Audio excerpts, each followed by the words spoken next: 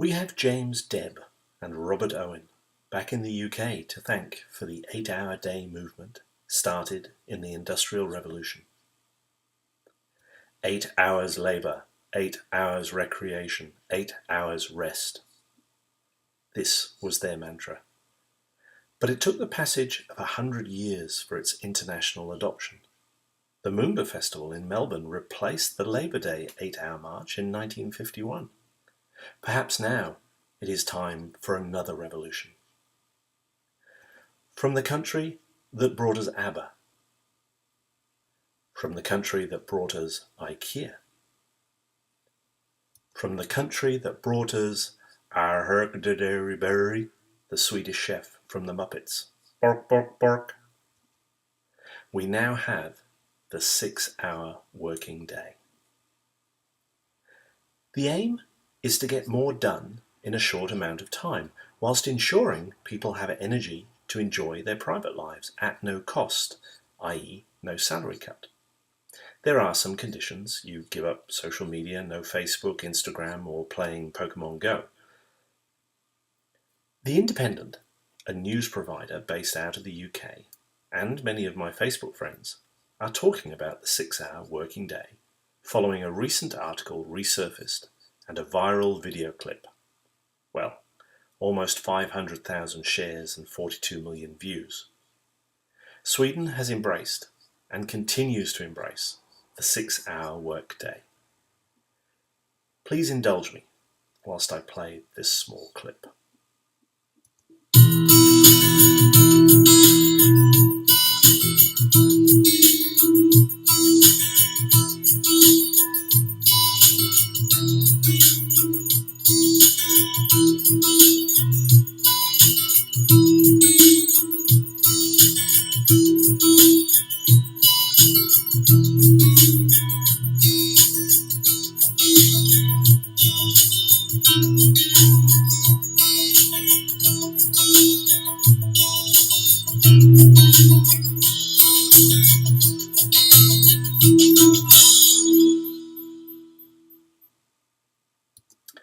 It's been published in The Lancet and by the University College of London in a study of over 600,000 men and women across Europe, the US and Australia, that those working more than 55 hours a week have a 33% greater risk of stroke.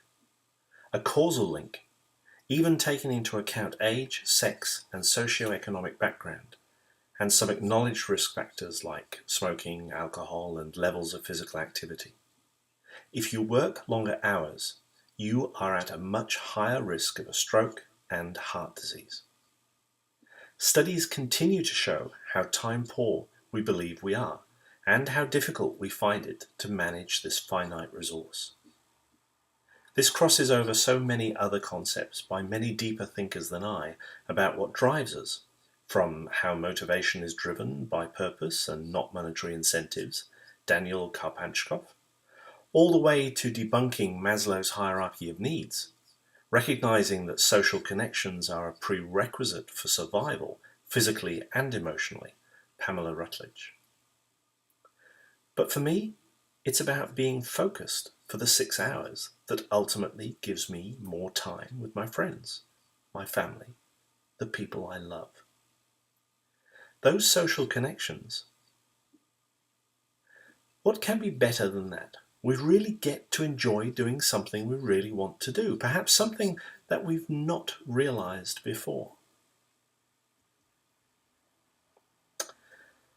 There are other programs that look at different models, for example, the compressed working week, 4 10-hour working days. I've been there, done that. But the 6-hour day is being led in terms of trials and experiments in Sweden. So, congratulations, Sweden. But wait, there's more. That video I shared with you earlier, first posted on Facebook in September 2016, has promulgated a false rumour that was first reported by the business publication Fast Company in September 2015, sparking an international media frenzy. What I've told you about why it's a good idea still stands, It's just that rumours of Sweden's full adoption are just a tad exaggerated, and why we must always validate internet news. I can confirm that a 2-year pilot scheme among nurses in Gothenburg showed employees felt healthier, which reduced absences and patient care improved.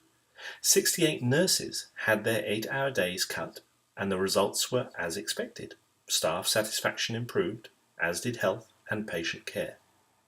The downside, 17 extra staff were required to cover the hours at a cost of £1.4 million. That's about 2.3 million Aussie. The lack of profit, increased costs, means that city officials are not making the scheme permanent. That said, one pilot that has embedded the shorter day in their company is Toyota, where shifts were cut 14 years ago, sparking an immediate boost to productivity and increased profits.